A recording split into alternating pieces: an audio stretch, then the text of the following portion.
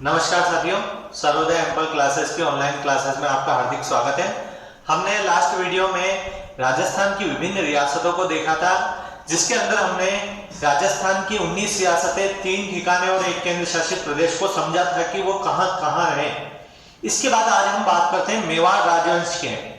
इस video lecture और आने वाले वीडियो में आपको वही चीजें बताई जाएगी जो एग्जाम में आती है और जो आपको फैक्ट याद करने हैं और इजीली आपके एग्जाम में वो क्वेश्चन आ जाए। तो इस वजह से हम मेवाड़ राजवंश, वैसे तो इतिहास को पढ़ने का कोई कितनी भी किताबें ले लो, कितना भी पढ़ लो, इतिहास कभी खत्म नहीं होता है, पर आप सिलेक्टेड पढ़ेंगे तो सिलेक्टेड ही आपको पढ़ाया जाएगा। तो मेवाड़ राजवंश हम पढ़ते हैं। तो मेवाड़ राजवंश के बारे में बात करते हैं तो हमें एक दिमाग में आता है गुहिल वंश। गुहिल वंश कहां चलता था? तो गहलोत, गुहिल सभी इन्हीं को कहते हैं। तो गुहिल वंश जो था वो कहां चलता है? वो चलता है मेवाड़ के अंदर। मेवाड़ जो था, मेवाड़ वर्तमान में भी मेवाड़ क्षेत्र जो है वो है उदयपुर, राजसमंद, चित्तौड़ और प्रतापगढ़। मैंने यहाँ नीचे भी लिखा हुआ है उदयपुर, राजसमंद, चित्तौड़, प्रतापगढ़ के आसपास का जो क्षेत्र है वो क्या कहलाता है? वो कहलाता है मेवाड़। तो आपको ये बात ध्यान रखनी है, 4 जिले आपको दिमाग में फिट करने हैं कि वो वाला क्षेत्र क्या कहलाएगा? वो मेवाड़ कहलाएगा। अब हम बात करते हैं गुहिल राजवंश की। तो गुहिल राजवंश के बाद एक दिमाग में आपको सिसोदिया भी आता है, सिसोदिया भी कहते हैं। अब ये सिसोदिया कब आता है? तो सिसोदिया तो जब आएगा जब रावल रतन सिंह और अलाउद्दीन खिलजी का युद्ध होता है, रावल शाखा खत्म हो जाती है, तो हमीर सिसोदिया जो होते हैं सिसोदा गांव के, उनके नाम पर सिसोदिया वंश चलता है। तो ये बात हम बाद में देखेंगे। अभी गुहिल वंश के बारे में समझते हैं। कहां गुहिल वंश? मेवाड़ राजवंश में। आपको एक स्टोरी बताते हैं। क्या हुआ था कि जब राजस्थान के पास में गुजरात के वल्लभी नगर राज्य में वहां के राजा शिलादित्य थे, उनकी पत्नी पुष्पावती थी, और जब पुष्पावती गर्भवती थी तब वो आबू में गई हुई थी। और आबू में गई हुई थी तभी उस समय क्या होता है कि वहां पर विदेशियों का आक्रमण हो जाता है। तब इनके शिलादित्य वीरगति को प्राप्त होते हैं, और वीरगति को प्राप्त होते हैं तो आबू में पुष्पावती के द्वारा गुफा के अंदर एक बच्चे को जन्म दिया जाता है जो कहलाता है गुहादित्य। कैसे याद करना है आपको? शिलादित्य का बेटा गुहादित्य। ठीक है, शिला मतलब पत्थर होता है, गुहा मतलब गुफा होती है। तो ये आपको ऐसे याद रखना है कि पत्थर की गुफा, और गुहादित्य से कौन सा वंश बना? गुहिल वंश बना। और गुहिल वंश कहां चलता है? मेवाड़ राजवंश में चलता है। यहां पर उन्होंने, जो पुष्पावती थी, उन्होंने एक ब्राह्मण के यहाँ शरण ली थी, इसलिए इनको ब्राह्मण भी माना जाता था। पर ये नहीं है, उनको मेन जो गौरीशंकर ओझा जो है उनके अनुसार जो बताया गया है, गौरीशंकर हीराचंद ओझा, उनके द्वारा इनको सूर्यवंशी बताया गया है। ये क्षत्रिय थे और इनका जन्म जो आबू में हुआ था, गुफा के अंदर होने के कारण क्या नाम पड़ा? गुहादित्य पड़ा। ये बात आपको थोड़ी स्टोरी के रूप में ध्यान रखनी है। तो इसको भी आप दिमाग में फिट कर लें कि गुहादित्य के पिताजी शिलादित्य, उनकी माताजी पुष्पावती आबू में आए थे, वल्लभी नगर राज्य की बात हुई थी। अब एक बात करते हैं प्राचीन नाम। मेवाड़ का प्राचीन क्या नाम है? तो हमें जो मिलता है वो मेदपाट और प्रागवाड़ मिलता है। यह आपने सुना भी होगा।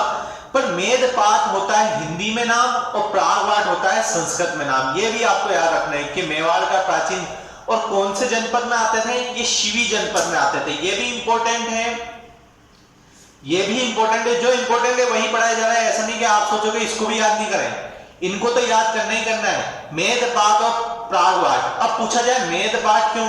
तो मेर जाति की अधिकता होती थी वहां, और उन्हीं को हराकर गुहादित्य ने फिर मेवाड़ को अपनी क्षेत्र बनाया और वहां पर अपना साम्राज्य का विस्तार किया। तो मेर जाति को पराजित करके मेदपाट, उसका नाम मेर जाति की वजह से पड़ा था। नेक्स्ट बात करते हैं, कब किया था ऐसा? गुहिल या गुहादित्य को गुहिल भी कहा जाता है, ये आपको ध्यान रखना है। तो 566 ईस्वी में गुहिल के द्वारा गुहिल राजवंश की स्थापना की गई। ये आपको डेट भी याद करनी है। और गुहिल मतलब गुहादित्य, गहलोत भी कहते हैं। इनके बहुत सारे नाम है, ऐसा नहीं कि हर एक समय के अनुसार इनके नामों में परिवर्तन होता गया है। जैसे अनेकों नाम अलग अलग हमें देखने को मिलते हैं, तो उसके अनुसार यहाँ पर गुहिल जो है वही गुहादित्य है, और गुहिल राजवंश की स्थापना करी थी। ये बात ध्यान रखना। सबसे पहला व्यक्ति यदि प्रतापी आ जाए कि सबसे वास्तविक संस्थापक, वास्तविक का मतलब होता है कि उसको बढ़ा चढ़ाने वाला, तो फिर आएगा बप्पा रावल का नाम, जो हम आगे वाली वीडियो, आगे वाले स्लाइड में देखेंगे। नेक्स्ट देखते हैं हम इनकी शाखाएं कितनी थी। तो इनकी 24 शाखाएं थी। हमें जब हिस्ट्री पढ़ते हैं तो हमें हर एक की चीज में, जैसे 26 शाखाएं, 24 शाखाएं, तो 24 शाखाएं किसकी बताई गई है? मेवाड़ राजवंश की 24 शाखाएं बताई गई है, जिसको किसने बोला? मुहणोत नेन्सी ने बोला। और मुहणोत नेन्सी को राजस्थान का क्या कहा जाता है? राजस्थान का अबुल फजल कहा जाता है। अबुल फजल, राजस्थान का अबुल फजल किसे कहते हैं? मुहणोत नेन्सी को। यदि पूछा जाए ये भी किसने बोला, तो मुंशी देवी प्रसाद, मुंशी देवी प्रसाद, मुंशी देवी प्रसाद ने कहा। तो आपके बहुत सारे क्वेश्चन ऐसे हो जाएंगे कि आप समझेंगे, धीरे धीरे आपको सब याद हो जाएगा। तो मुहणोत नेन्सी, जिसे राजस्थान का अबुल फजल या राजपुताने का अबुल फजल कहा जाता है, किसके द्वारा ये उपमा दी गई? मुंशी देवी प्रसाद। मुंशी देवी प्रसाद ने एक और चीज को बोला था, राजपुताने का कर्ण। किसे बोला था? राजपुताने का कर्ण राय सिंह। राय सिंह को क्या बोला था मुंशी देवी प्रसाद ने? राजपुताने का कर्ण, राजपुताने का कर्ण।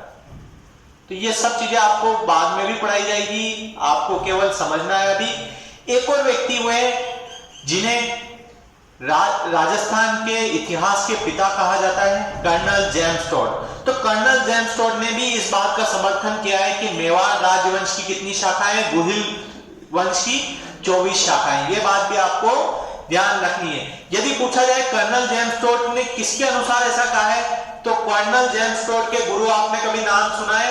नहीं सुना होगा। किसने भी नहीं बताया होगा आपको? ज्ञानचंद्र। ज्ञानचंद्र जो रहे हैं वो कर्नल जेम्स टॉड के गुरु रहे हैं, और ज्ञानचंद्र के अनुसार ही कर्नल जेम्स टॉड ने मेवाड़ राजवंश की कितनी शाखाएं बताइए? 24 शाखाएं बताइए। ये बात आपको थोड़ी थोड़ी ऊपर से याद करनी है, सारी इंपॉर्टेंट है, सभी चीजें आप नेक्स्ट हम देखते हैं।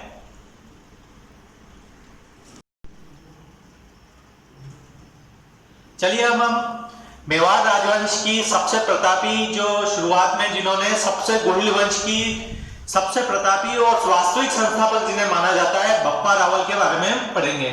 बप्पा रावल 734 से 53 ईस्वी तक इनका साम्राज्य वहां तक रहा शासनकाल। इनका मूल नाम जो बताया गया है वो है कालभोज। जैसा आप समझते हैं कि कालभोज एक बड़ा नाम है, क्यों? क्योंकि बप्पा रावल एक शक्तिशाली, चट्टान के समान शौर्य रखने वाले और इस गौरवमयी इतिहास के सबसे शुरुआत के दिनों के सबसे महान राजा के रूप में थे, तो इसलिए इनका मूल नाम है कालभोज। लेकिन हमारे इतिहास में एक सबसे अच्छे लेखक हुए हैं गौरीशंकर हीराचंद ओझा। ये गौरीशंकर हीराचंद ओझा ने राजस्थान के इतिहास को बहुत अच्छे तरीके से प्रस्तुत किया है, और उसने कई कुरीतियों को, कई इनमें गलतियां थी उनको सही किया है। तो उन्होंने ये बताया कि ये कालभोज जो है ये इनका मूल नाम नहीं है, ये इनकी उपाधि है। ये बात आपको ध्यान रखनी है। नेक्स्ट देखते हैं हम, ये बप्पा रावल जो थे ये भगवान शिव के भक्त थे, और शिव के भक्त थे किस कारण हमें पता चलता है कि बप्पा रावल शिव के भक्त थे? तो इन्होंने उदयपुर के कैलाशपुरी में एकलिंग जी के मंदिर का निर्माण करवाया है। अब आप कैसे याद करेंगे? तो हमें पता है कि ये जो एकलिंग जी का मंदिर है वो शिव जी के ऊपर है, और शिव जी कहां रहते हैं? कौन से पर्वत पर रहते हैं? कैलाश पर्वत पर। तो कैलाश पर्वत पर रहते हैं, इसी वजह से कैलाशपुरी उदयपुर में किसका मंदिर है? एकलिंग जी का मंदिर है। किसने बनवाया? बप्पा रावल ने बनवाया। ये बात आपको अच्छे से ध्यान रखनी है। जैसे हम इतिहास में आगे पढ़ेंगे तो कुंभा के बारे में पढ़ेंगे, तो कुंभा ने कुंभ श्याम मंदिर बनाया, तो वो कैसे दिमाग में आएगा? हमें इस प्रकार आएगा कि कुंभा ने श्याम, श्याम का मतलब भगवान कृष्ण, कृष्ण को अपना भक्त मानते हैं, कृष्ण के भक्त थे ये, और भगवान कृष्ण के भक्त होने की वजह से इन्होंने कुंभ श्याम मंदिर का निर्माण चित्तौड़ और कुंभलगढ़ में करवाया है। ऐसे ही बप्पा रावल ने शिव भक्त होने की वजह से एकलिंग जी के मंदिर का निर्माण करवाया है। अब बात करते हैं हम, एक शब्द आता है आस्का। आस्का क्या होता है? तो इसका अर्थ यह है कि यहाँ के जो राजा हुए उन्होंने कभी अपने आप को राजा नहीं बताया। यहाँ के जो राजा हुए उन्होंने अपने आप को स्वयं को दीवान बताया है, और राजा किसको बताते हैं? वो एकलिंग जी को बताते हैं कि आप हो महान और हम आपके क्या है? दीवान। तो ये आस्का का अर्थ क्या हुआ? जब भी यहाँ के राजा मेवाड़ को छोड़कर कहीं और जाते हैं तो यहां पर ये आज्ञा लेते हैं, जिसे आस्का कहते हैं। देखें, आज्ञा और आस्का, और किसकी आज्ञा लेते हैं? एकलिंग जी की आज्ञा लेते हैं, और इसी को आस्का कहा जाता है। एग्जाम में पूछा हुआ है, आपको ये समझना है अच्छे से। और कौन दीवान बताते हैं अपने आप को? यहाँ के राजा, बप्पा रावल नहीं, सभी राजा, अभी तक जितने भी राजा है सब अपने आप को एकलिंग जी का क्या बताते हैं? दीवान बताते हैं। नेक्स्ट बात करते हैं, 734 ईस्वी में मान मोरी को हराकर चित्तौड़ पर अधिकार कर लिया। तो ये मान मोरी को हराकर हमें पता है कि चित्रांग मौर्य ने चित्तौड़गढ़ दुर्ग का निर्माण करवाया, और फिर जैसे ही बप्पा रावल ने अपने साम्राज्य का विस्तार किया तो उन्होंने चित्तौड़ को अपने अधीन कर लिया और मान मौर्य को हरा लिया। अब ये हमें कहां से पता चलता है? तो जो कवि श्यामल दास हुए हैं राजस्थान के इतिहास के, उन कवि श्यामल दास के एक ग्रंथ लिखा हुआ है जिसका नाम है वीर विनोद, और इसी वीर विनोद में बताया गया है कि 734 ईस्वी में मान मौर्य को हराकर चित्तौड़ पर किसने अधिकार कर लिया? बप्पा रावल ने। नेक्स्ट बात करते हैं, नागदा को अपनी राजधानी बनाया। तो नागदा जो उदयपुर में स्थित है वहां जो है वहां पर अपनी राजधानी इन्होंने बनाया, और वहां पर सास बहू का मंदिर स्थित है। तो ये नागदा करके एक इंपॉर्टेंट क्वेश्चन बन जाता है कि सास बहू का मंदिर कहां स्थित है? तो वो नागदा उदयपुर में स्थित है। इसको सहस्त्र बाहु मंदिर भी कहा जाता है। तो ये बात भी आपको ध्यान रखना है कि सहस्त्र बाहु मंदिर या सास बहू मंदिर कहां स्थित है? नागदा उदयपुर में। और ये किसकी राजधानी रही है? बप्पा रावल के समय मेवाड़ की राजधानी क्या रही है? नागदा रही है।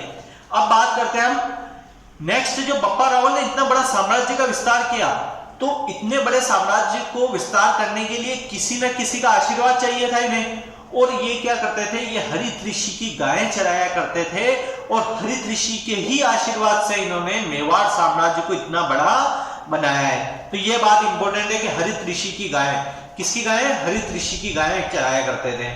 नेक्स्ट है कि बप्पा रावल सर्वप्रथम ऐसे राजा थे जिन्होंने सोने के सिक्के जारी किए, और इनका जो एक सिक्का प्राप्त हुआ है वो कितने ग्राम का है? वो 115 ग्राम का है। तो सबसे पहले ऐसे राजा जिन्होंने सोने के सिक्के जारी किए मेवाड़ के, वो है बप्पा रावल। इनकी और भी उपाधि है, जैसे हिंदू सूर्य, राजगुरु और चक्रवे। चक्रवे इनकी एक उपाधि है, ये आपको ध्यान रखना है।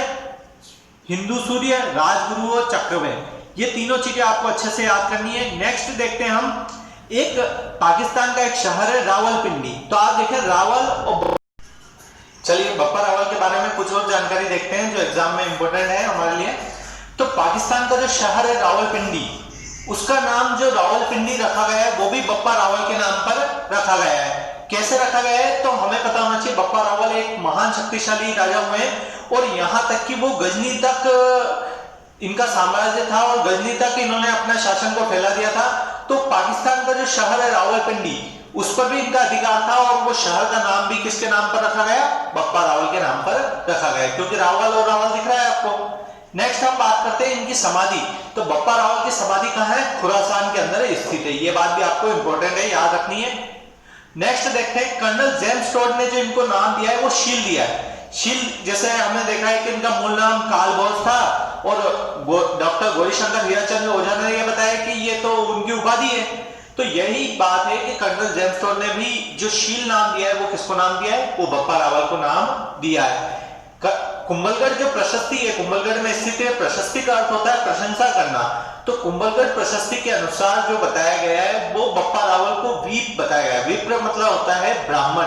तो हमने देखा था जब गुहादित्य ने मेवाड़ साम्राज्य स्थापना करी थी, तो उनके लिए भी यही कहा जाता था, क्योंकि उन्होंने ब्राह्मण के यहाँ पर उन्होंने का लालन पोषण हुआ था, वहीं रहते थे वो, तो इसलिए इनको ब्राह्मण भी कहा जाता है। तो ये क्वेश्चन ऐसे नहीं आएगा इनको क्या कहा जाता है, किसके अनुसार? किसके अनुसार बप्पा रावल को एक ब्राह्मण के नाम से कहा या विप्र कहा गया, जिसका अर्थ होता है ब्राह्मण? तो वो है कुंभलगढ़ प्रशस्ति। और एक बात आपको हमेशा याद रखनी है कि जो गुहिल वंश है उसके वास्तविक संस्थापक कौन है? वास्तविक संस्थापक है वो बप्पा रावल। वैसे संस्थापक कौन है? वो गुहिल या गुहिलादित्य, पर वास्तविक संस्थापक पूछा जाए तो वो कौन है? वो है बप्पा रावल।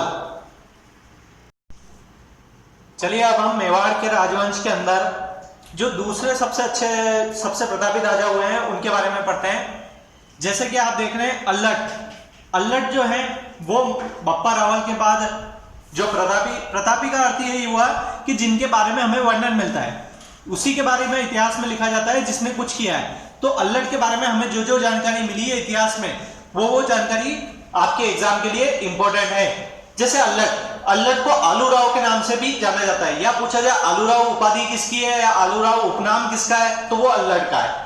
नेक्स्ट बात, अ से अल्लट, अ से आहड़। ये बात आपको दिमाग में रखनी। अ से अल्लड़, अ से आहट। क्या अर्थ हुआ इससे? अल्लड़ ने अपनी राजधानी नागदा से बदल के क्या कर दी? आहड़ कर दी। आहड़ क्या है? आहड़ उदयपुर में स्थित है। आहड़ सभ्यता है, आहड़ नदी है, और आहड़ वही नदी है जो बाद में उदय सागर के बाद में किसमें बदल जाती है? बेड़च में बदल जाती है। तो उदयपुर में आहड़ जो जगह है वहां पर दूसरी राजधानी, पहली नागदा बनाई थी, उसके बाद दूसरी राजधानी जो मेवाड़ राजवंश की बनी वो कौन सी बनी? आहड़ बनी है, जो उदयपुर में स्थित है। नेक्स्ट बात करते हैं जो इंपॉर्टेंट है, अल्लड़ के द्वारा एक राजस्थान का सबसे पहला अंतरराष्ट्रीय विवाह किया गया, जिसका जो था हूण राजकुमारी हरिया देवी। हूण शासक हुए उनकी राजकुमारी हरिया देवी, उसके साथ विवाह करा था। किसने करा था? अल्लड़ ने। तो यदि क्वेश्चन आ जाए कि राजस्थान का प्रथम अंतरराष्ट्रीय विवाह तो अल्लड़ के द्वारा किया गया था, किसके साथ किया गया था? हूण राजकुमारी हरिया देवी के साथ किया गया था। अब यहां आपको समझना इस प्रकार है कि यदि कोई एक विदेशी रानी आ जाती है तो उसके लिए नौकर चाकर चाहिए, नौकरों की व्यवस्था करनी पड़ेगी। तो फिर अल्लड़ ने जैसे ही विदेशी विवाह किया, अंतरराष्ट्रीय विवाह, तो नौकरशाही की स्थापना भी सर्वप्रथम, या नौकरशाही स्थापना करने का श्रेय भी किसे जाता है? अल्लड़ को जाता है। तो अल्लड़ ने नौकरशाही की स्थापना कौन से राजवंश में की? मेवाड़ राजवंश में की। नेक्स्ट बात करते हैं, आहड़ उदयपुर में वराह मंदिर या विष्णु का मंदिर का निर्माण भी किसने करवाया? अल्लड़ ने करवाया। ये बात भी आपको ध्यान रखनी है कि वराह मंदिर जो है, वराह मंदिर अजमेर में भी स्थित है, पुष्कर में, और ऐसे ही वराह मंदिर कहां स्थित है? आहड़ उदयपुर में स्थित है, जो भगवान विष्णु को समर्पित है। और उसका निर्माण किसके द्वारा करवाया गया? उसका निर्माण अल्लड़ के द्वारा करवाया गया। ठीक है, आप इसको नोट कर लें क्या क्या चीजें हुई। तो ये सारी चीजें जो है एग्जाम के लिए इंपॉर्टेंट है। अब हम नेक्स्ट वीडियो में इससे आगे जो भी इनके राजवंश के प्रतापी राजा हुए हैं उनके बारे में पढ़ेंगे।